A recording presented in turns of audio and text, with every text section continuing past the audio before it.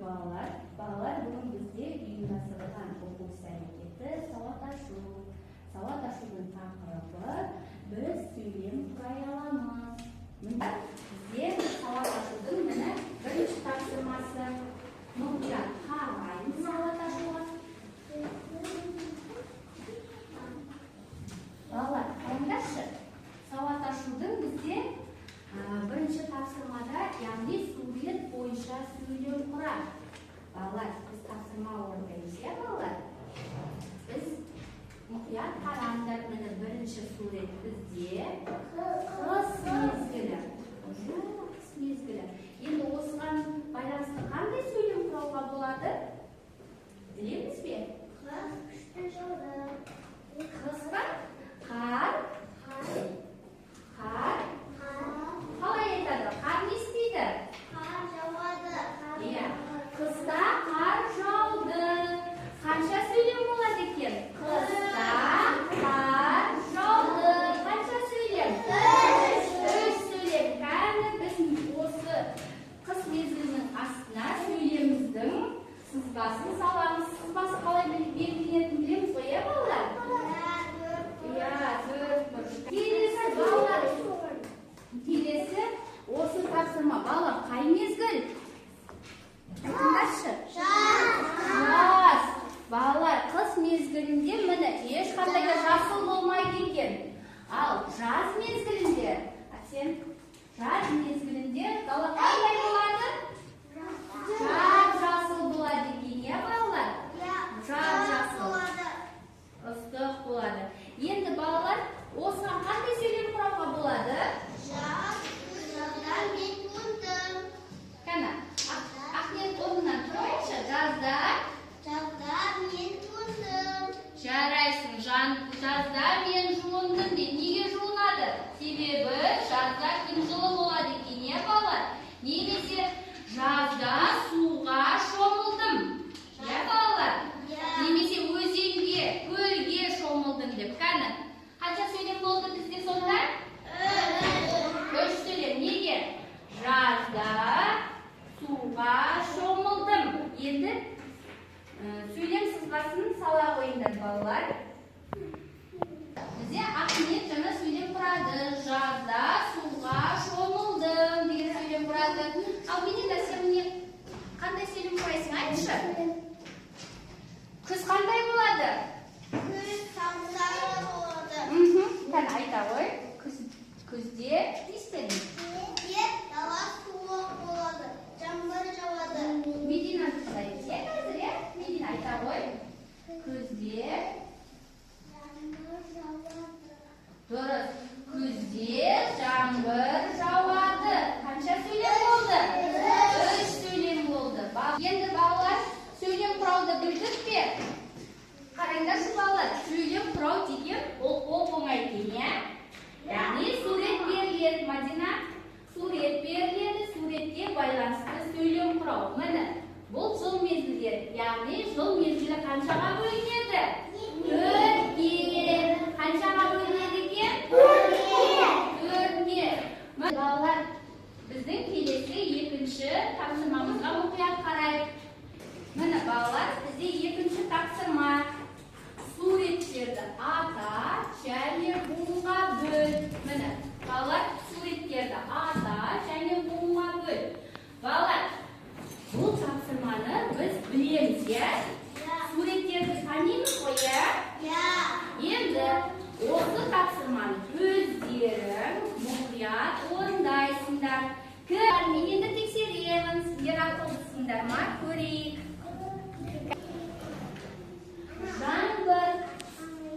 Жаңбыр. Қанша буын? Бір буын.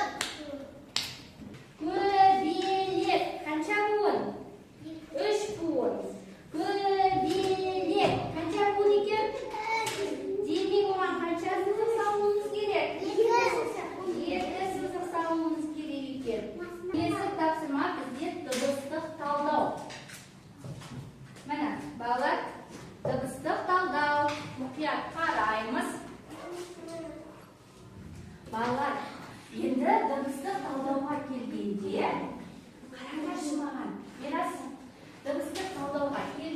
қайтару. Біз дыбыстарды білуіміз керек. Балалар, дыбыстар қаншаға бөлінеді? Жарайсыңдар, 2-ге бөлінеді. Міне дауысты дыбыс қызыл түспен, ал дауыссыз дыбыс көк түспен.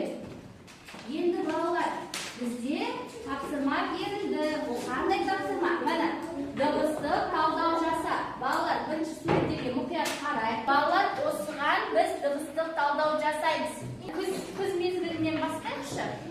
Күз. Балалар, бірінші дыбысы қалай аталып тұр? К. Дауыссыз деме қандай түс? Көк түс екен. Балалар, егер біз осы күз мезгіліне байланысты дыбыстық талдауымызды бітсек, енді келесі дыбыстық талдау жаз. Балалар, жаз. Жаз деген балалар, айтайын, жаз. Қандай дыбыс? Айтыңдаршы. Дауыссыз дыбыс. Демек ол қандай түс екен? Көк түс екен. Математикалар ж. А.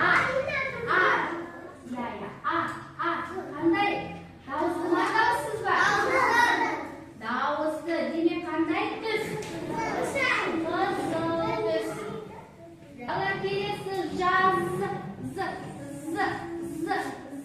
Қандай екен? Көк түс екен. Неге ол көк? Себебі ол дауыссыз. Жарайсыздар балалар. Енді біз сергіту сәтін орындаймыз. Саусақ жаттығуын орындаймыз. Саусақ жаттығуын қанейіз. Міне. Партадағы саусақтар адымдайды жүреді. Өнері сурет сала біледі. Ортағы мен сұқ саусақ түйе құсты салады. Төңкерді асарлар қоян қалады.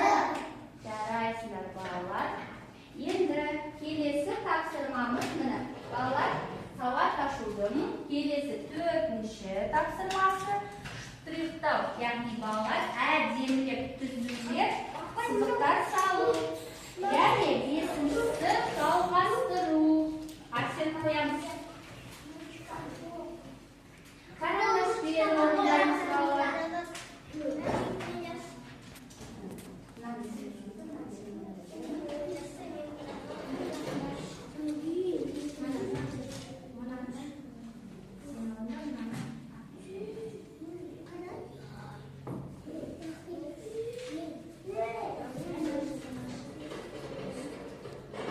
Жарайсыңдар балалар.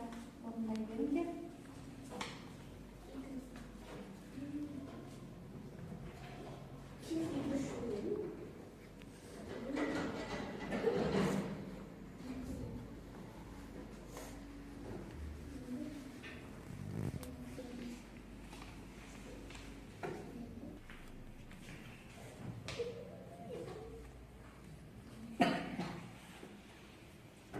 Балалар, бізде бағалау бүгінгі сабақ сендерге ұнады ма?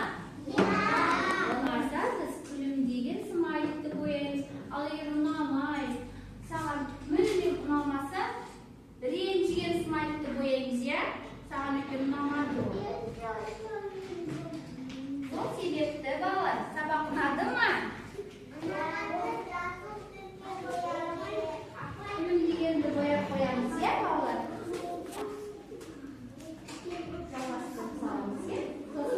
Смайликті қояймыз. Яғни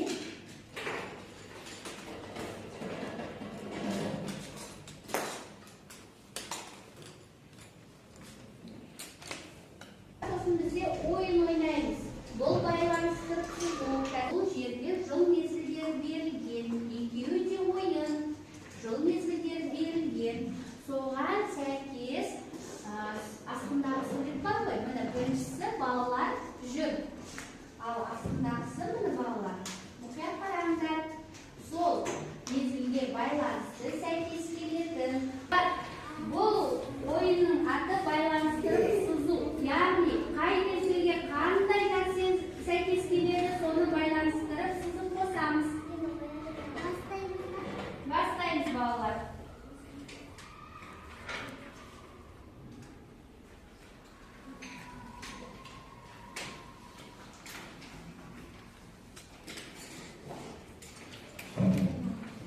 Балалар, бұл ойындарына қарап, қазір егер бәрін әдемі орындасаңдар, күліп тұрған смайлик, ал кішкене бір қателік болса, сәл, яғни жақсы деген беріледі. Жарай ма балалар?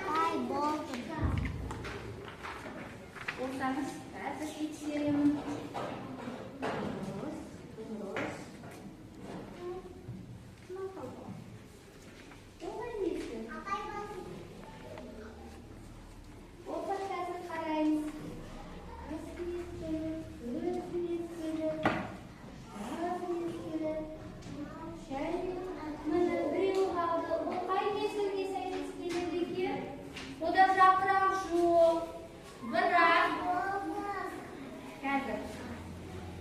Қазір тексереміз.